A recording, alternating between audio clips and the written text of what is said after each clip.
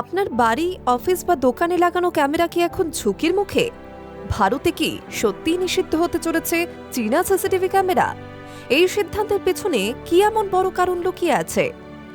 আজকের এই আপডেটে জানবো কেন হঠাৎ করে এত কড়া পদক্ষেপ নিচ্ছে কেন্দ্রীয় সরকার। দেশের সাইবার নিরাপত্তা জোরদার করতে এবার বড়সড় পদক্ষেপ নিতে চলেছে কেন্দ্রীয় সরকার। সূত্রের খবর, আগামী 1 এপ্রিল থেকেই ভারতে কার্যত বন্ধ হতে পারে চীনা সিসিটিভি ক্যামেরার বিক্রি। হিকভিশন, দাহুয়া, টিপি-লিঙ্ক এই সমস্ত জনপ্রিয় ব্র্যান্ডের নাম নিশ্চয়ই শুনেছেন আপনিও। কিন্তু এবার এই সংস্থাগুলি বড় ধাক্কার মুখে পড়তে পারে। প্রশ্ন উঠছে কেন?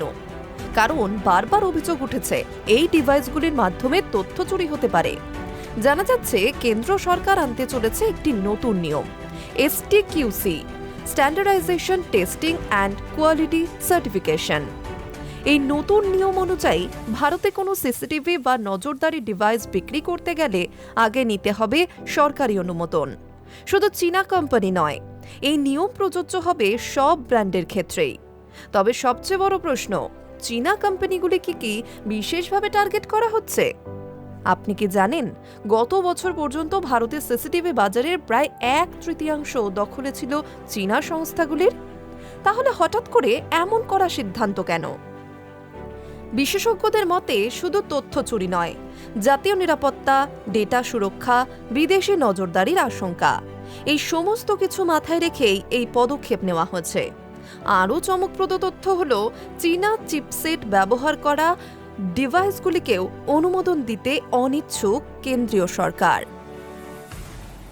তাহলে কি আপনার বাড়ির ক্যামেরাটাও ঝুঁকির মুখে? আপনাকে কি নতুন করে ক্যামেরা বদলাতে হবে? এই নিয়ম চালু হলে অনেক সংস্থার বিক্রি থমকে যেতে পারে, বাজারে দাম বাড়তে পারে, ভারতীয় কোম্পানিগুলির জন্য নতুন সুযোগ তৈরি হতে পারে। এক কথায় পুরো সিসিটিভি বাজারেই আসতে পারে বড়সড় পরিবর্তন।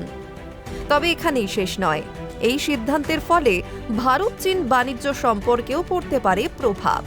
এখন দেখার বিষয়, এই নতুন নিয়ম বাস্তবে কতটা কড়াভাবে কার্যকর হয়। এই সিদ্ধান্ত কি দেশের নিরাপত্তার জন্য জরুরি, নাকি সাধারণ মানুষের জন্য বাড়াবে খরচ?